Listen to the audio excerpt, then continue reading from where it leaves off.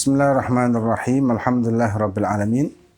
Wassalatu wassalamu ala asyrafil anbiya'i wal mursalin sayyidina wa maulana Muhammad khataman nabiyyin wa ala alihi wa sahbihi ajma'in, amma ba'du. Alhamdulillah. Kita melanjutkan bagian ke-31 kajian kitab Tadhkiratus Sadidah yang dikarang oleh Said Hasan bin Ahmad Al-Kaf. Sebelumnya kita membahas tentang masalah kesunahan mandi, baik mandi wajib maupun mandi sunnah. Nah, sekarang caranya secara lengkap dikatakan al-kaifiyah masnunah lil ghusli. Cara kesunahan untuk mandi. Yang pertama, ayyuzil al-kadhara qablahu min maniyin aw najasatin ka baulin aw ghairi dzalik. Yang pertama, menghilangkan kotoran-kotoran seperti bekas mani ataupun najis-najis seperti bekas kencing mungkin atau yang lainnya, membersihkan kotoran sebelum mandi. Kemudian setelah itu yastaqbilal qiblah, menghadap ke kiblat, wa ya'ti bil basmalah, dan membaca bismillah tapi di dalam hati. Ketika kita mandi di dalam kamar kecil atau di dalam kamar mandi, maka kita mengucapkan bismillahnya di dalam hati. Kemudian summa siwak, kemudian memakai siwak dengan cara yang sudah kita bahas sebelumnya di beberapa episode yang sebelumnya tentang pembahasan cara memakai siwak. Setelah itu membasuh ghuslil kafain, membasuh kedua telapak tangan, ya. Dan madmadah, berkumur, wal istinsyak thalathan, dan membersihkan hidung 3 kali, sama. Sudah kita bahas juga cara berkumur dan juga cara istinsyak atau membersihkan hidung. Wayan wiya bidzalika sunanal ghusli, dan niat untuk melaksanakan kesunahan mandi. Niatnya kapan? Waktu membersihkan kedua tangan. Ya, niat nawaitu sunanal ghusli. Nah, aku niat untuk melaksanakan kesunahan mandi. Kemudian yang ketiga, setelah itu dilanjut an yaksila farjaihi wa ma hawalaihima, dan membasuh kemaluannya dan sekitarnya. Istinja, dengan istinja sekalian. Biniyati raf'il janaba anhuma, dengan niat untuk menghilangkan hadas besar di kemaluannya. Au biniyatil ghusli al-masnuni ka ghusl jum'ah, atau dengan niat ghusl sunnah seperti misalkan niat mandi sunnah Jumat. Ya, mandi sunnah Jumat. Kalau misalkan dia mandi sunnah Jumat atau mandi sunnah untuk Idul Fitri, Idul Adha, kemudian mandi setiap malam Ramadan mungkin, dan mandi sunnah-sunnah yang lain, niatnya juga di waktu membersihkan atau membasuh kedua kemaluannya, depan dan belakang. Kemudian yang keempat, wal wudhu qablahu kamilan, dan wudhu setelah itu, sebelumnya melakukan wudhu secara sempurna bisunanihi. Jadi setelah dia membersihkan kemaluannya, kemudian dia wudhu dengan kesunan-sunan wudhu, fa yu'idu siwak wa ghusl kaffain wal madmadah wal istinsyak. Dan wudhunya itu juga sunnah dengan kelengkapan sunnah wudhu yang sudah juga kita bahas, dari memakai siwak, kemudian membasuh kedua tangan, kemudian berkumur dan membersihkan hidungnya. Kemudian wa yalzamuhu ay yastura inda sawataihi wa yundab bagiyatu auratihi. Dan seyogyanya atau selayaknya ketika dia itu mandi, baik wajib maupun sunnah, ini di dalam kamar mandi, untuk menutup aurat kemaluannya, ya, untuk memakai celana dalam. Dan sunnah aurat-aurat yang lain ditutup, misalkan pakai celana panjang yang putih itu, atau pakai sarung mungkin ya. Itu kalau misalkan dia mandinya di dalam kamar kecil yang hanya dia sendiri di dalam. Tapi kalau mandinya di sungai, maka wajib menutup aurat seluruhnya. Jadi kalau laki berarti menutup dari lututnya sampai ke pusarnya. Kalau memang mandinya rame-rame, ya, sama-sama laki-lakinya tapi yang pasti. Kemudian dikatakan niyatu hadzal wudhu in kana muhditsan hadatsa asghar fayanwi raful hadath, wa in kana ghaira muhdits hadatsan asghar mutawadhi'an fayanwi sunnah ghusl. Nah, wudunya bagaimana cara wudunya tadi? Kalau wudunya tadi tanpa batal wudu, ya, tanpa batal wudu, maka dia wudu dengan niatan nawaitu rafa'al hadath asghar.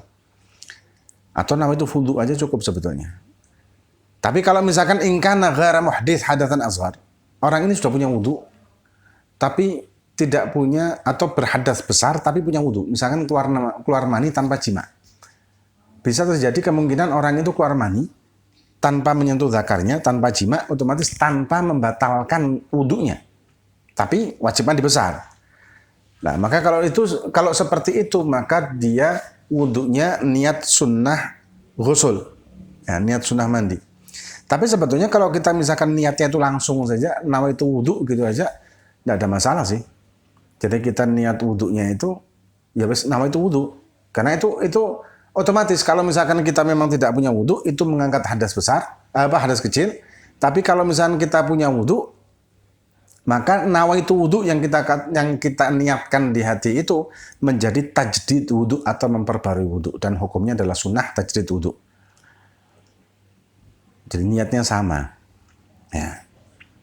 Kemudian seperti dikatakan di dalam Zubat, wa sunnatal ghusli nawal li akbaru jurrida an diddin wa illal azghara. Ya, seperti di Zubat seperti itu pembahasannya.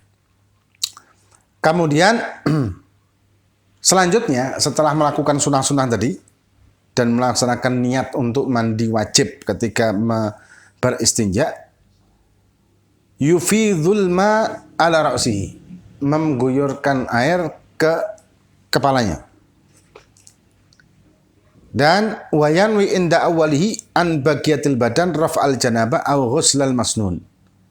Dan meniatkan untuk mengangkat hadas besar atau mandi sunnah. Itu kalau dia waktu istinja belum mengucapkan niat. Nah, kalau waktu istinja belum mengucapkan niat. Tapi kalau misalkan waktu istinja tadi sudah mengucapkan niat, maka tidak perlu lagi niat yang kedua. Ya, cukup langsung dilanjutkan. Bahkan ada orang yang junub malam hari. Kemudian dia masuk ke kamar kecil dan dia kencing. Setelah kencing, dia istinjaknya dia mengatakan nawaitu fardhal ghusl. Aku niat mandi besar. Maka cukup, walaupun cuma istinja dok. Nanti sebelum subuh dia mandi lengkap tanpa perlu niat lagi. Jadi meneruskan mandinya tanpa perlu niat lagi. Walaupun jaraknya panjang.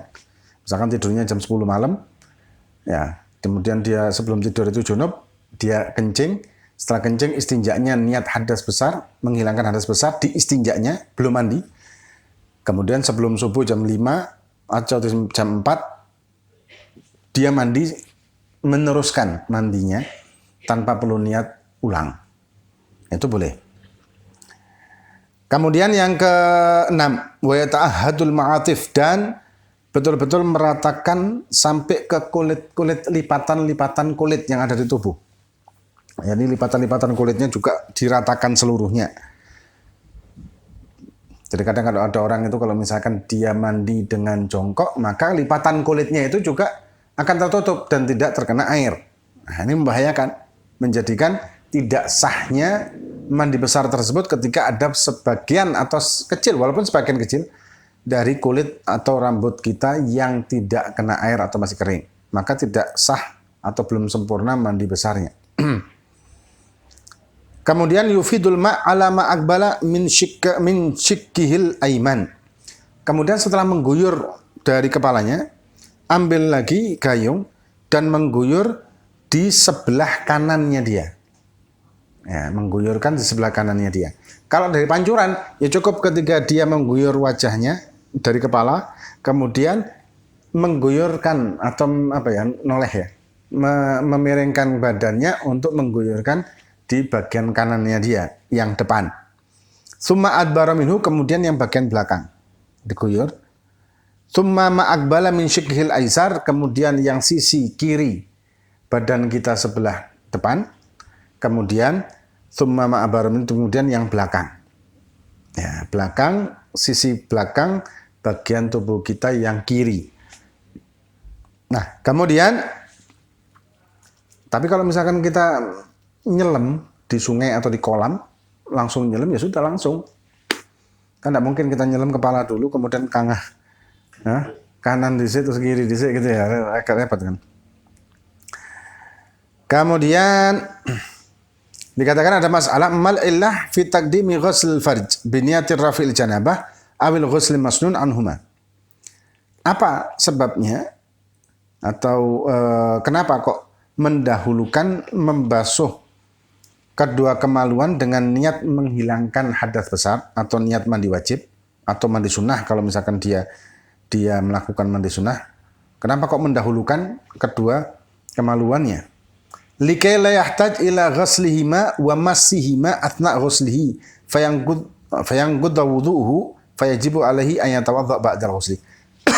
Kenapa kok mendahulukan membersihkan zakarnya dulu, kemaluannya dulu, baik depan maupun belakang, duburnya juga, untuk supaya orang tersebut ketika dia mandi wajib, kan tadi setelah itu wudhu. Nah, ketika dia mandi wajib selanjutnya, wudhunya tidak batal. Nah, tapi kalau misalkan bagian kemaluannya itu belum terkena air, ketika dia sudah wudhu, kemudian dia mandi wajib, otomatis kan dia menggosok bagian kemaluannya dia, maka batallah wudhunya lagi. Otomatis setelah dia selesai mandi wajib, wudhu lagi.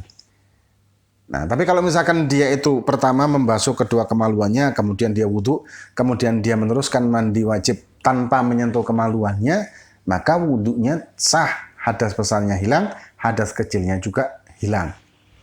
Nah, tapi kalau tidak, maka dia harus wudhu kembali. Nah.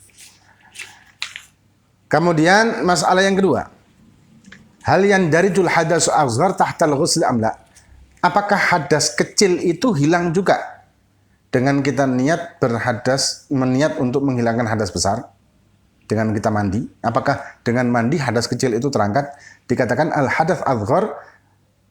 al-hadatsul asghar yandariju wa yartafi'u walau lam yanwihi idza ightasala ghuslan wajiban ka ghusl janabah.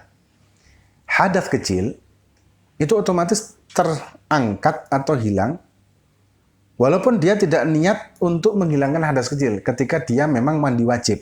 Nah, tapi dengan catatan tadi itu ya. Walam yangqud wudu'uhu atna ghusli, dan tidak batal wudunya di tengah-tengah dia mandi. Maka itu dicuci ketika pertama kali mandi itu dia istinja plus niat hadas besar. Supaya apa?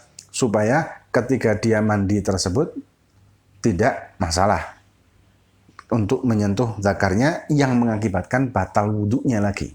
Ya. Kemudian walayan darid walayartafi al hadas azhar idza ightasala ghuslan masnunan. Tapi kalau mandi sunnah enggak. Kalau dia mandi sunnah, maka hadas kecilnya tidak terangkat. Harus wudhu lagi. Kalau mandi wajib, hadas kecilnya juga terangkat, tapi kalau dia mandi sunnah tidak. Fala budda an yatawadda qabla al-ghusli aw ba'dahu aw fi athnaihi ma'a mulahadhatit tartib. Nah, kalau misalkan dia mandinya itu adalah mandi sunnah, maka wudhunya bisa sebelumnya, kemudian bisa tengah-tengah dia mandi itu, kemudian bisa setelah dia mandi sunnah tadi. Itu cara kalau misalkan dia mandinya mandi sunnah. Karena kalau mandi sunnah, wudhunya tidak terikut. Tapi kalau mandi wajib, wudhunya terikut dengan catatan di tengah-tengah mandi wajib tidak melakukan hal yang membatalkan wudhu, seperti tengah-tengah mandi kencing, atau tengah-tengah mandi kemudian dia menyentuh zakarnya, nah, itu membatalkan wudhunya.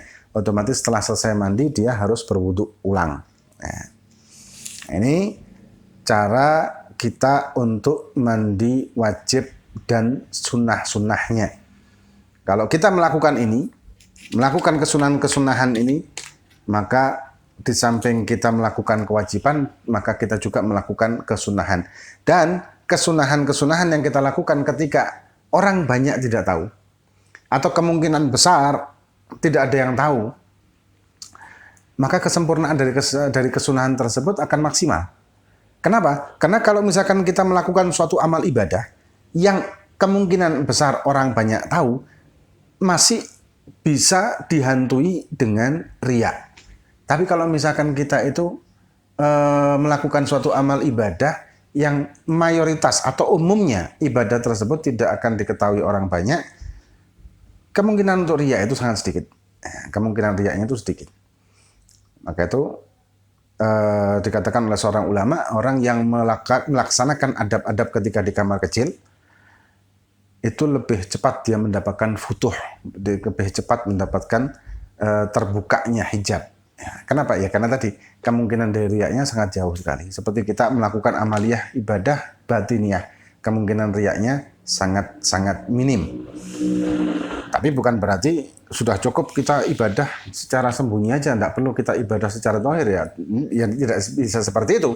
Kenapa ya? Karena kita ya tergantung kondisi. Ada ibadah yang bisa dilakukan dan atau harus dilakukan rame-rame seperti sholat Jumat mungkin, atau kayak misalkan kita pengajian rame-rame, atau kita tahlil otomatis rame-rame.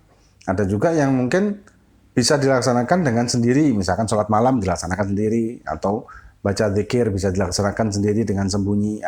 Masing-masing ada porsinya dan ada tempatnya. Hanya saja ketika kita melaksanakan ibadah yang terang-terangan, kita harus berjuang lebih untuk menekan hawa supaya tidak mempengaruhi jiwa kita hingga timbul rasa riak beramal karena orang, atau rasa ujub bangga kepada diri sendiri, atau kibir sombong kepada orang lain. Ini muka-muka bermanfaat bagi kita fid din wad dunya wal akhirah. Wallahu a'lam bishawab. Fatihah dan Allah fakana fid din wal hadikum salihah. Allahumma safina salihun sallallahu alaihi wasallam. Hadda nabi al-Fatihah. A'udzu billahi minasyaitonir rajim. صراط الذين أنعمت عليهم غير المغضوب عليهم ولا الضالين.